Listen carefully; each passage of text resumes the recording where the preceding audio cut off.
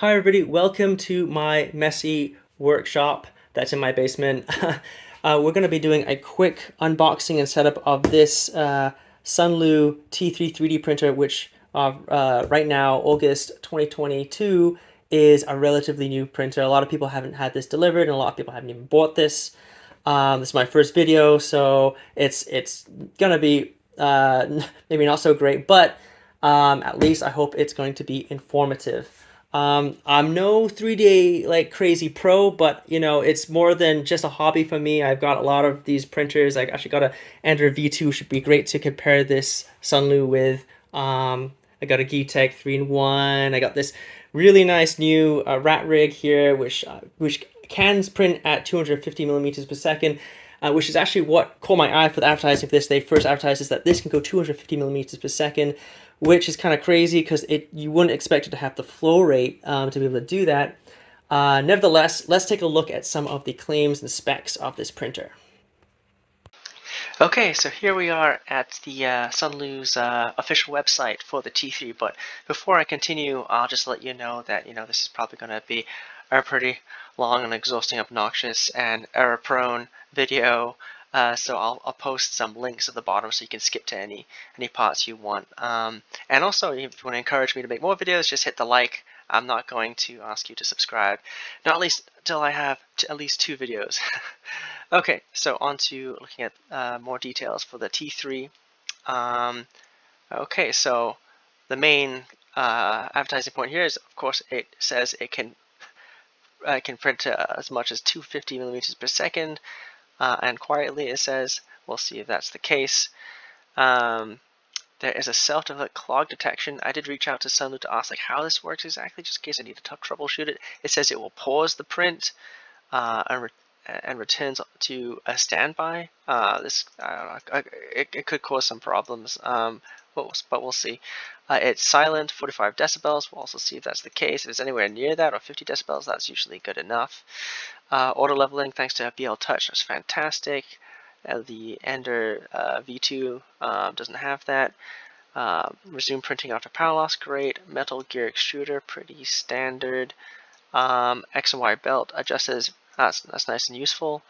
Magnetic build plate, that's great. A lot of older printers they don't have that. They just have a glass plate or some sort of plastic plate.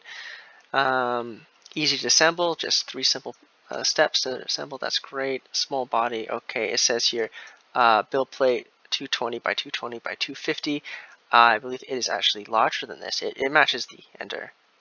It's like 230 by 230 by 260.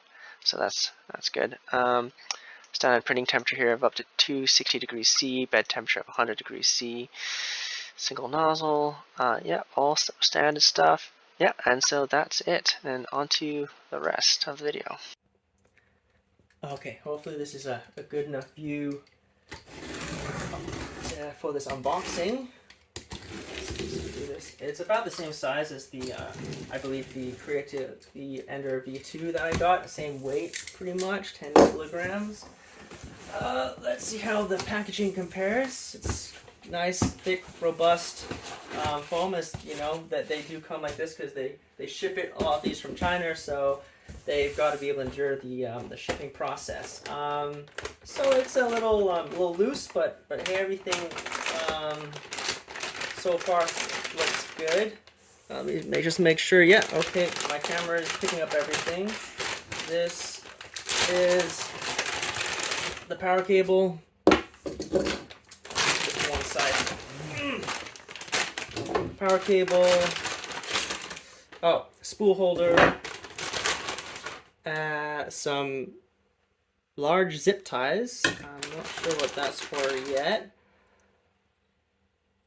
This might have something to do with the clog detection, or it's just part of the spool holder. I'm not sure. I think, yeah. And then the guide. Let's take a look at this guide. Okay, pretty bare bones, but you know, it's probably all that we need. Now, it's supposed to be very simple to set up, so hopefully I don't have to refer to this too much. Okay, what we got here, we got the power supply. Okay. Yeah, it's one of those that kind of like it displays the power supply on the outside of the printer. Never had one of those before. It looks pretty robust.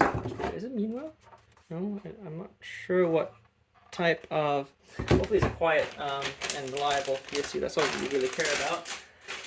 Okay, more, and okay, there's the gantry over there, and what we have here. Okay, probably everything a person who's new to 3D printing needs. Yeah, a scraper. It looks pretty good quality, actually. I kind of like this. Yeah, that's a good scraper. It's not like the crappy thin one I got from my Creality. Okay, and then what about this? Sometimes these aren't great quality either. It's yeah, it's pretty standard. Clippers. Okay, nothing special.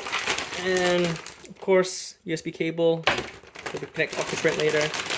And then the tools. Yeah, as they've labeled the bags here, 1, 2, 3, 4, 5. Everything maybe we need. Oh, and yes, unclogging little like pin there. Okay, there we all the Allen keys that we need. Perfect. Okay, let's go back to take a look at this. Okay, it does look like, you know, it's coming into two main pieces. Gotta be careful here. I don't want to bend anything, especially you don't want to bend this, the Z-rod. Oh, and then it comes with a very small, maybe, what, 100 grams? I'm not even sure, of PLA. Since it's the smallest spool I've ever seen, it's great. That's cute. I might just keep it for, because it looks really cute. Okay, let's make sure. Yeah, I'm a little wary of this. You know, I'm going to put this on the floor first. And take it out very slowly. Sorry you don't get to see this. Okay, I just pulled that out with my hands. And there's nothing else in the box. Just the rest is foam. Okay, great. So this is everything. Cool. Giant zip ties, I guess it's probably for the manual here. Okay, step 1, take the printout accessories out of the package. Use the directional pliers included to cut the cable ties. That's exactly what I was going to do, but I just want to make sure that that's what I should be doing. Okay, so,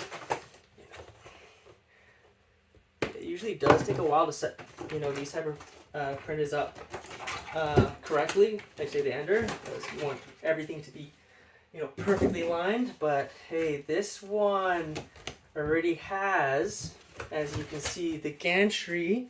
Wow, look at that. It is almost pre-assembled, 100% pre-assembled. I think I just need to put in the lock screws there, and I don't recommend just leaving it like this, like I have here, but I'm going to take that risk. Remove foam, rotate the Z-axis for easy installation. I guess that just means to raise the gantry. I'm not sure. Lay the printer on the side and align it with the holes in the gantry and use the screws in the accessory bag to fix the gantry and base. Okay, I'm gonna go and do that because my phone is kind of running out of battery. Okay, I plugged in my phone. I did take a quick gander through the instructions. Seems pretty straightforward. Okay, so it says rotate and raise the Z-axis for easy installation. I think we're good enough. Press button to something. Lay the printer on the side, align with the holes of the gantry, and put in the screws in bag number 3, which is conveniently labeled, and fix the gantry to the base. Okay, great. So that's what we're going to do now. We're going to just open this up. We got this. Let's see how quickly we can actually set this up. And then we need the appropriate Allen key, which is the largest one here. Great. Okay, so we're good. Let's put this on the side without getting it there. There's not. I'll double check, see if any wires are getting pinched here. I don't think so.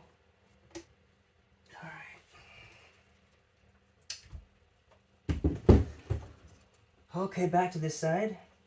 Yeah, everything looks okay. It's already pretty rigid. I haven't even screwed these in properly yet. Okay, great. Here we go. I'm sure by the end of this I will have done 101 different things wrong. How not to assemble a brand new printer, but try my best here. Okay. Now I'm gonna just tighten these up a little bit more. Again, not crazy tight, but pretty tight. Don't want to strip the screws. Marvelous. Okay. Okay, that's that. What's the next step?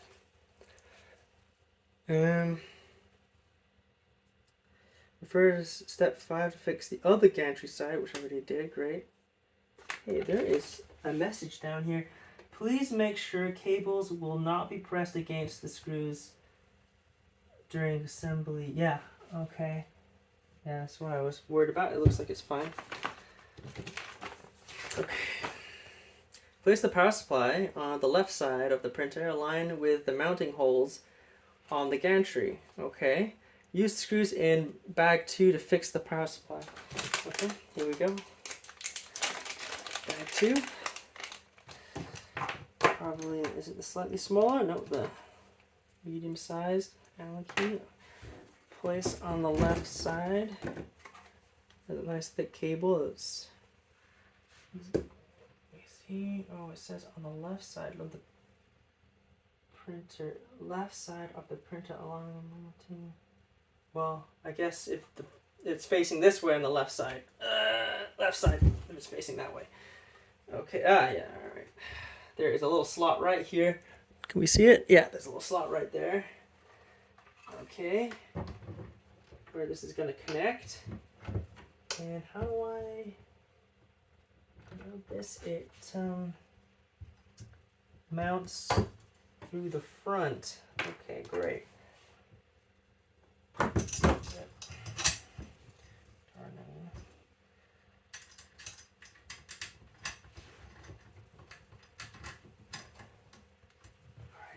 Raise this up. So this has only one Z-lead screw, which is fine for a printer this small. I found like the Ender V2, like it prints phenomenally well. But I don't ever have an issue with just having one lead screw. Okay, I think that's high enough.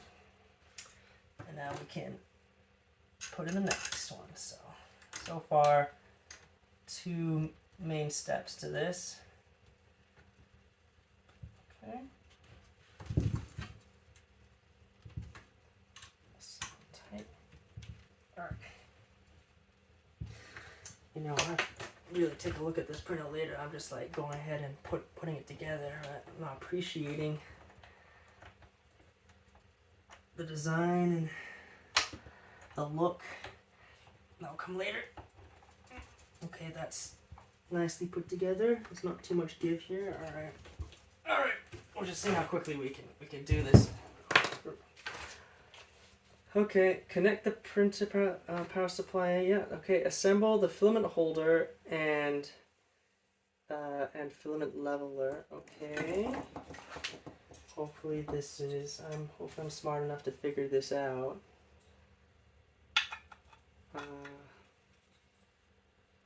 Yeah, I think that's how it is. You just choose one of these spokes. Shove it in there. Okay. Bag 1. Okay. There's 3 of these screws, so I guess the other 2. Oh, there's 4. The other 2. Secure the filament holder level with the screws and accessories bags 3. Okay, so 1 goes in here. Need the second largest Allen key. Sorry if the camera angle is not perfect. I'm just kind of winging that aspect of things. And of course, lack of experience. And they want you to put this up here, which should be fine. It's a pretty small printer. Sometimes people opt to put it, elsewhere or on the table. So, but right for now, we will just.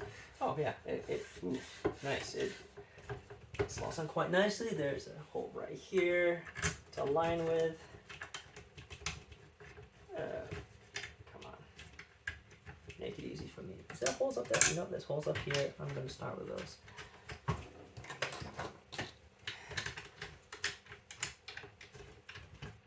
I mean, if you've done this before or you're a real pro, I'm sure you can set this up really quickly. Like maybe under 10 minutes. But looking at the manual, seeing what to do next the first time, especially if someone hasn't done this before, you want to take your time, I guess. And maybe it could take the average beginner half an hour, or 20 minutes to half an hour just to put together properly. Not rushed like I'm kind of doing now. Okay. That is pretty darn sturdy. Let's try a roll here. This nice blue roll with some filament. Oh yeah, okay. Yeah, it's wide enough to take it if it needs to be. It's a slightly wider spool, and it should be fine. Okay, complete. Complex montage. Before connecting the printer to the power supply, please make sure the printer voltage match. Yeah, that is something I always forget to do. Got to make sure it's the right voltage. Yeah, and I'm in Canada, so North America, 115 volts. So that is usually. Oh, here we go. It's right here. It's set to 240 volts. Okay, because they're playing safe. Just because if you put in 250. If you put into like a 240 outlet, this would like blow up. It was kept on 115. Like save you in the UK. All right, so that's correct. There's some extra screws here in number 5. Did I forget anything? There is one single extra nozzle, 0.4 in here. Thank you very much. This must be an extra because this is important for the setting up the gantry. Oh, it's just one of each extra. Okay, great, thank you. And must be for. These will be. This will be for unclogging, and then this will be for the nozzle and also the I forget what these nuts, eccentric nuts, I think here. So these. I'm just checking. Actually, this is pretty good. It's not gripping too hard, and it's a little loose, but it's actually fine. You can adjust this to adjust how strong it's rubbing against the rail. Oh, wait, am I going here? That's weaker. Okay, that's a little stiffer. That's good. Same here. Not too much wobble. Feels pretty good. You know, we'll leave it like that. We'll leave it stock. This is pretty strong over here. That's okay, because most of the weight's over here.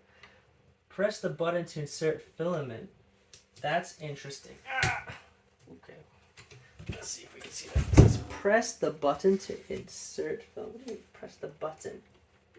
There's a button here, but I guess it just has to. It opens up something in there. All right, yeah, okay, we'll leave that on here. I'm going to take it off, actually. So what do we have here? Like, we have rollers. So to come down and feed it through properly. And so filament runout sensor. It's got a standard, standard gear here that a lot of people replace for like, a metal one or 3-to-1 ratio one, like a BMG. Seems okay. Now that we can appreciate this a little bit, but everything looks nice. And there's the BL Touch integrated. That's fantastic. That's one reason I'm gonna probably get rid of my V2, and if this is nice, I'll start using this. Oh wow, that is not like your regular PEI sheet. It's just one side. It's magnetic. It's magnetic here and magnetic there. That's interesting. No, that's aluminium. Compared to say this one here, she's got two sides and there's no magnet on here, and it's very tough. This is pretty flimsy, but we'll see how it works. You can't use the other side. You can always upgrade this. Okay. We will move on to plugging in and seeing how this goes. Oh, that is wobbly, so that has to be dealt with. Okay, so we have to adjust the eccentric nut on here. There's two of them. Let's see if we can put it this way.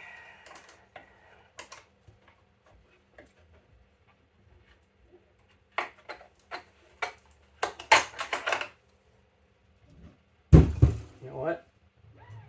That did it. Just a small on one side, just adjusted two of them. That's good. And stops. What is this for exactly? Why do I need these? Well, it could be extra for my own use. Oh yeah, it comes with 8 gigabytes SanDisk. Is it really SanDisk? Great. And then there's an adapter to fit in the computer. Maybe it comes with something on here. Let's find out. I'll put this right in. Oh, let's go upside down. Oh, and there's the tensioner here. Let's just see. What? Where's the tension? Oh, it's in there. It seems... Tighten up a little bit. It seems okay. Oh, this is pretty tight. Let's leave it as is. Okay. How long is this video? Okay, it's been like probably like 20 minutes altogether. Not too bad. Not too boring, hopefully. Okay, let's put this bad boy into my APC. Okay. Is it gonna reach? Okay. It's off. Plug this bad boy in. Okay. Alright, can you guys still see this? Okay, you can. Hot surface, do not touch. Don't die on me. Oh yeah, I gotta take this off. Thank you. Oh, this is free over here. It's tough here, but this bottom one's a little free. Should be okay. Beautiful. All right. Wow, I'm not used to this old school display. Anything there? Oh yeah, there we go. Now it's level. Info screen, motion, temperature, configuration, print from SD. Okay, nothing on the SD. Yeah. Sorry, I'll move this so you can see it a little better. Okay, I'm gonna prepare something for the SD card. Oh, I could hook up my Octoprint. Let's hook this up to Octoprint, and I will see how it goes. I have Octoprint right here.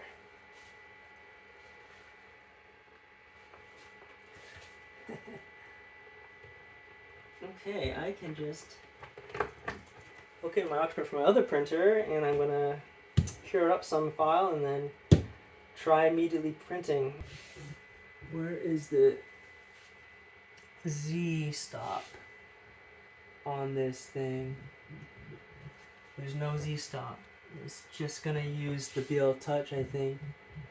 Okay, well then, let's bed level this. Let's see if I can get this right. I'm not too familiar with this basic Marlin interface, but it works, and you know, it has everything you need. Info, motion, temperature, configuration, print, you know, presets for temperature I was looking earlier. And so what I need to go to, I think, is motion. There's auto home here, home X, Y, Z. You know, you can level, disable the steppers. So first thing you gotta do is auto home. And this is where I get nervous in case the BL Touch down here isn't working, and it'll just like crash into the surface. So I always watch very closely, and I put my finger on the on and off switch just in case I need to stop it. So I should just touch the surface and retract. Okay, good. Looks like we're good. It works. Okay. There we go. Okay, and now it knows how far it is away from the bed. It already has a preset Z offset to push it up a little bit. So now we can change that Z offset and actually get a piece of paper to level a bed just like any other printer. Let's see, go back to motion. We auto homed already. Is there a Z offset here? No, there's not. Main menu. Where is that? Configuration. Z offset. Oh yeah, it's going down. It's slowly going down. I'm at, oh, it's taking a while, 1 millimeter. As you know, you want it to slightly rub the paper so you know it's the right distance. Oh, this is taking some time. Some people with the original ender probably know this interface much better than me. Okay. Oh, there we go. Starting to feel some friction at 2.4, minus 2.4 millimeters. 2.3 I think is a little better. 2.32. Okay.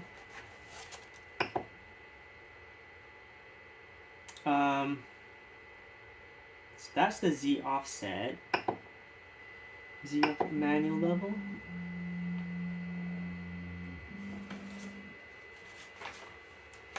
Oh, okay. Yeah. Now we're gonna level with the actual springs. Okay. You know, that's pretty good already. All right, next corner.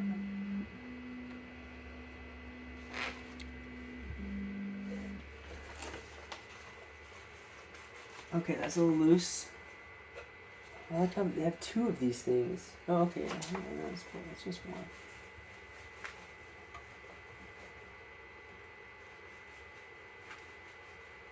Oh, I like the springs they use for this.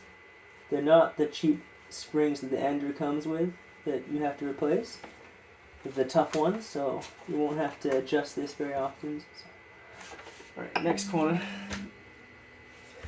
Oh. Show you. Basically, looks like they already come with these, you know, tough springs and not the cheap kind, so that's good news.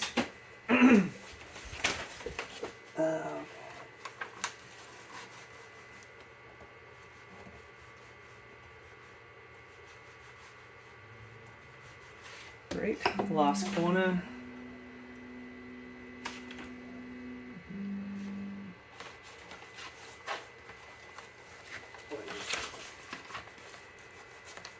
Okay, this one's tight.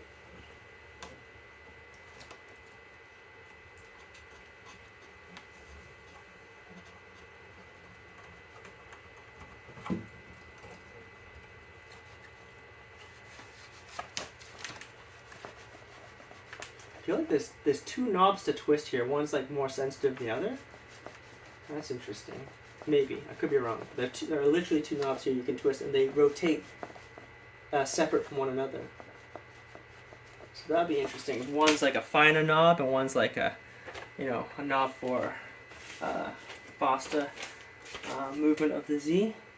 So that's good. Oh, it just keeps going around to the next corner. So we're done. So I'm going to BL Touch, reset, self-deploy stow. Where is the edit the mesh? So I couldn't find edit mesh and turn bed leveling mesh on here. So this is slightly different from the YouTube I was watching for this printer.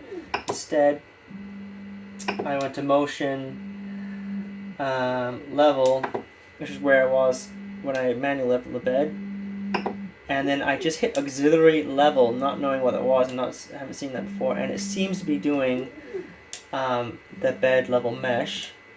We'll see if that works. It says here auxiliary level on, so maybe that's like bed level on, and now it's leveling.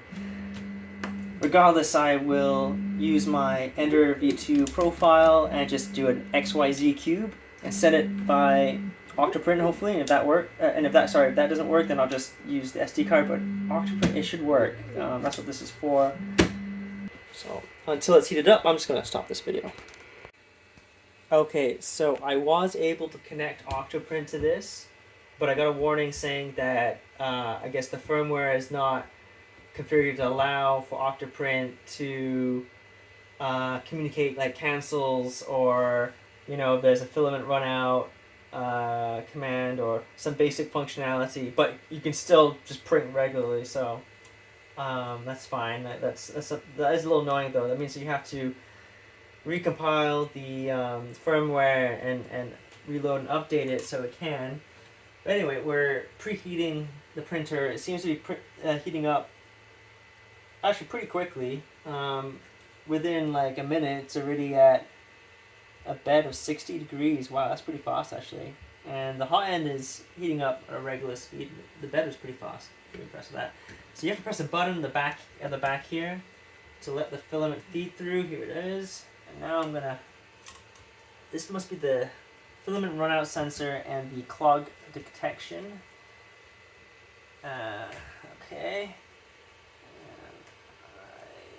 Oh, this is not too friendly. I'm used to, tighten up BMGs and they're easier to load than these. Okay, it's going in. Alright. So far, so good. I'm not sure if I mentioned, but these clips, I like the clips they use. They're these metal clips rather than those cheap plastic clips. Alright, that's loaded. It's already heated. That's pretty fast. As for sound, I've actually measured this before. Like when idle, it's around 52 decibels. Looks like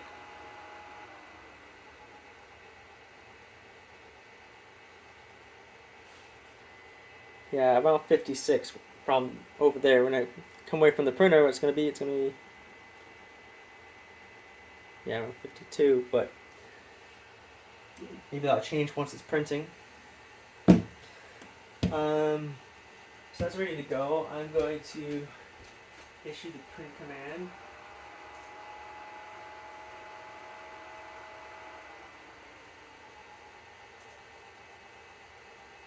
Alright. It's started. Let's see if there's any issues.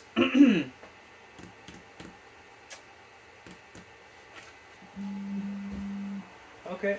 Oh, filament's already coming out. Hey, there's a little light.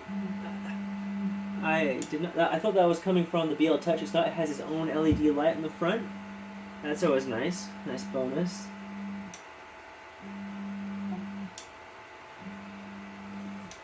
Okay, it's doing a quick check on the bed. Alright. The nozzle's a little high, I think. I have to adjust that Z offset, I think. Maybe it's perfect. Let's see. Man, that light is awfully close to the bed. Should be fine, but if the nozzle wears just a little bit, or if you have a nozzle that is slightly shorter, I haven't taken a closer look at it, then that light might crash into your print. Hey, it's going. Now I noticed there was a setting in here for like super fast or something like that, and maybe we'll try printing with that. Maybe I can select it now after maybe the first or second layer and see if it suddenly speeds up like crazy, like the 250 millimeters per second that was advertised. I might want to increase the temperature if that actually is the case. Right now we're at 210. That first layer looks like it's coming out really nicely. Let's see how. Oh, that's pretty good adhesion. I'm just peeling this away. That felt pretty strong. Alright, so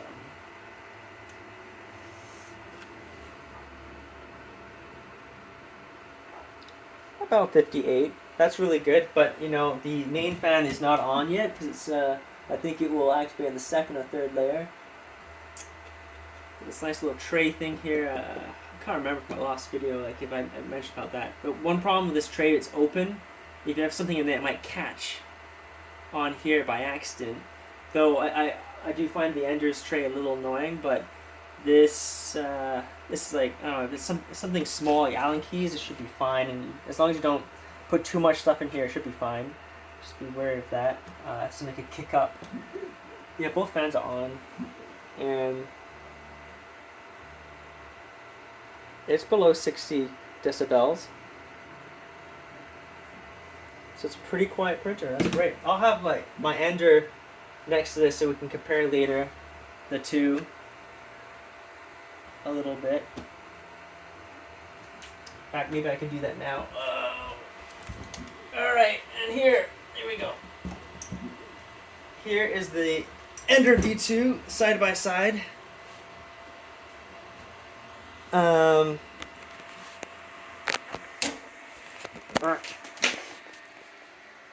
They're both printers. Of course, I've added a lot more upgrades to my Ender V2s. This is not stock, but they look very similar. And I thought this was smaller. It just felt smaller, like the build plate and everything. But actually, it's exactly the same size. I mean, this is advertised as 220 by 220 XY, but you see on here, it's 230 by 230, just the same as this. And I actually did try this before. Like, if I peel this off, it actually does stick on there already. Of course, the Ender V2 doesn't come with this. It comes with a surface like this, but it isn't peel. You can't peel it off. So this is better than a stock Ender for the build plate. Of course, this interface is nicer. It has color. This is Octoprint. I added on this, also added on obviously, and I changed this. And of course, they have a BMG extruder, but really it came with the same type of regular extruder over there that a lot of people change. But the V2 doesn't have a filament runout sensor, which was kind of surprising. It also, in comparison, doesn't have BL Touch. Just trying to think of anything else. I mean, it's just a very robust, a great machine, great prints, but it doesn't have those two things. I mean, you don't need the bed level mesh, but the filament runout sensor, I find it's kind of important and useful. But this at least has that, which is great. I do find my extruder gets really, really hot. Not a problem, I don't think. This one's kind of cool to touch right now. But yeah, there's the sizes.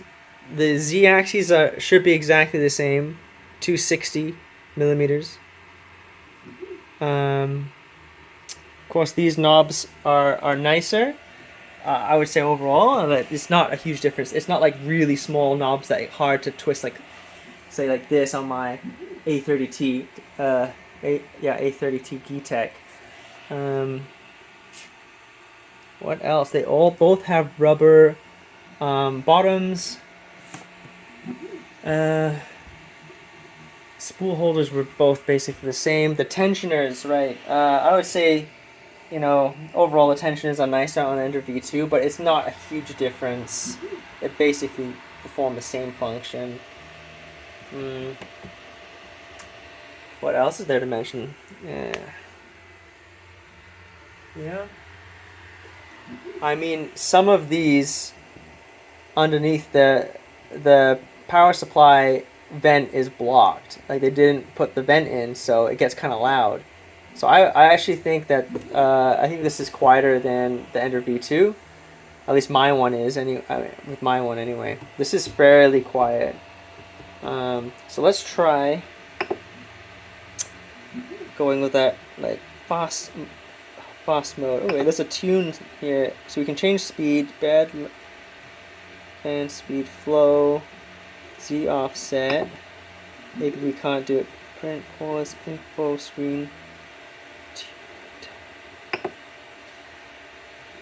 Okay, where is it? See, fast print. You see that? I'm not familiar with that. Maybe that's standard. I don't know. But with Sunlu, they say they go very fast. So Let's see. See that light, the LED light?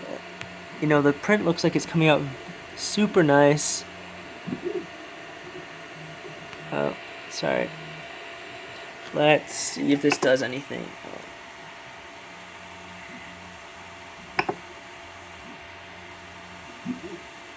Alright, let's see if we notice anything.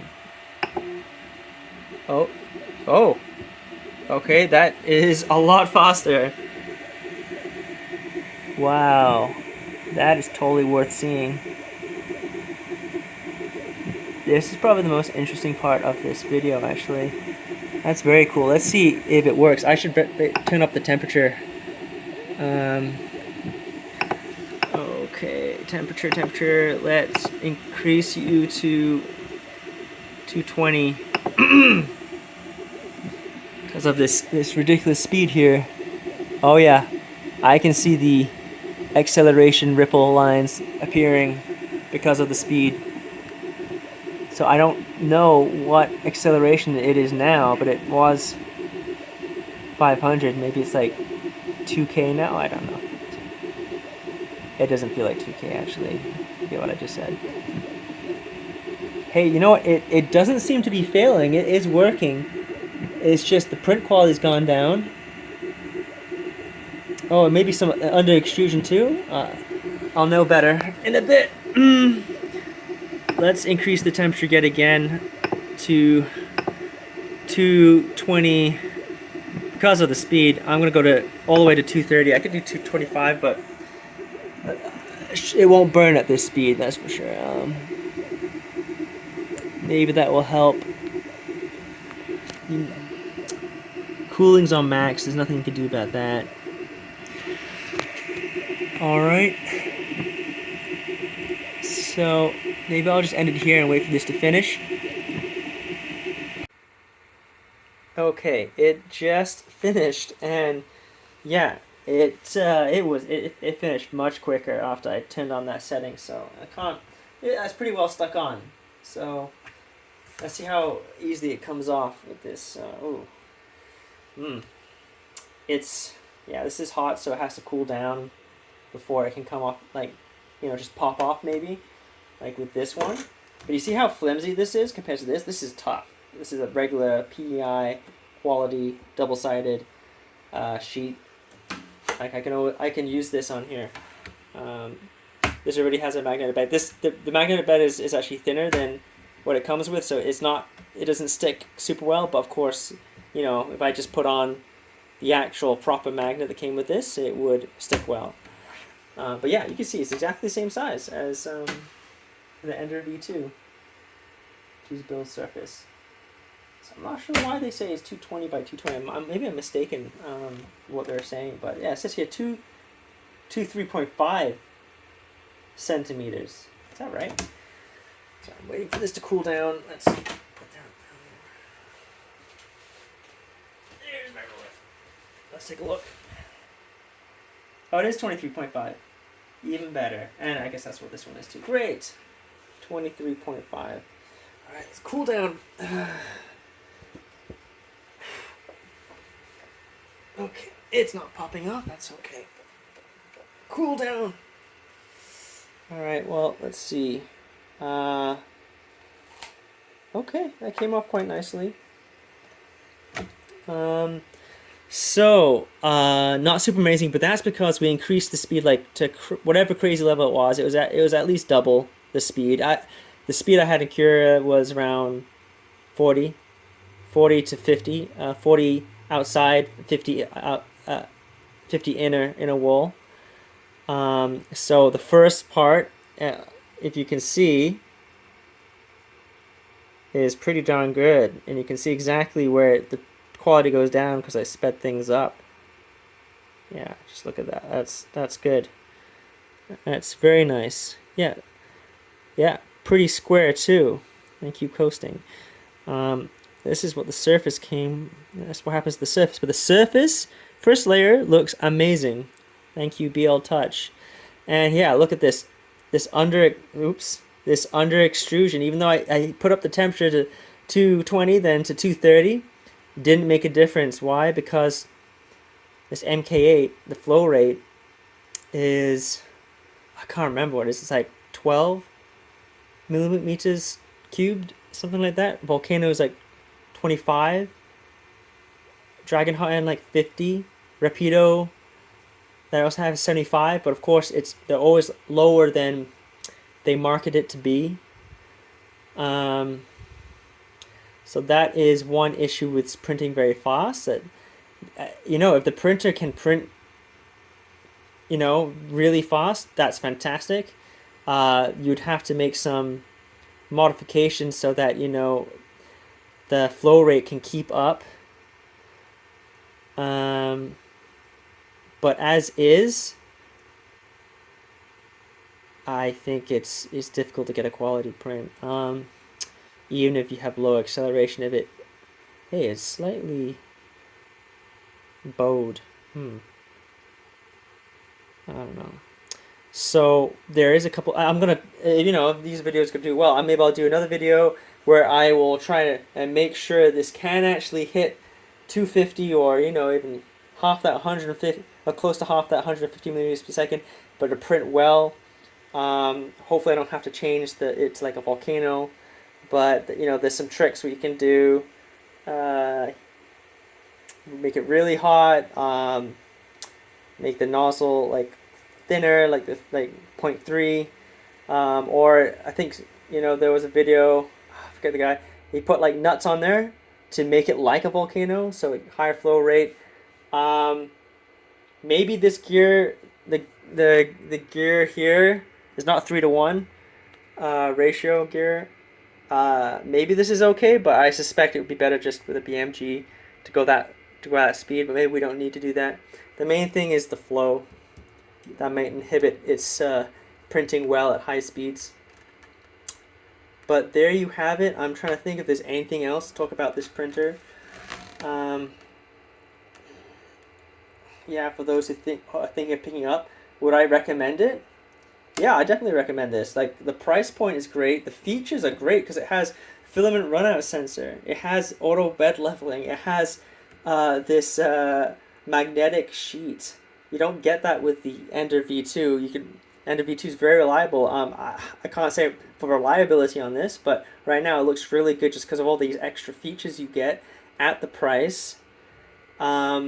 Only problem is maybe if you want to do Octoprint, you may be missing some of these features, but that can be remedied. It was super easy to set up. That was another big highlight. It's be very good for beginners or people who can get impatient like myself. Yeah, overall, I think this is a great little printer so far. I mean, purely based off what I printed right here. But since I will do a follow-up video on trying to speed this up, if there's any comments on any questions about this, then I can always address it in that video. And maybe I just do this for fun. Even if I get a few people watching, that's fine. There's some cool stuff I want to do. Like, I've got a lot of 3D printed, different types of 3D printers that I'm trying. The holy grail for me is to do like multi-material, multicolor, and so I have several things. I have an A30, A30T here that I actually just modified, put the shooters on here, stuff up here. I have an IDEX over here, I have a palette over here. I'm eventually gonna get some help to add a tool changer to this. I also have a Bamboo X1 carbon that's coming, that has a 4-color print AMS on top of it that can go up to 16 colors. So I have a lot of different types of multicolor printing capabilities coming. So it'd be really interesting to compare. Videos like that might be fun. So I'll put that up. Anyway, that's it. Thank you very much. Goodbye.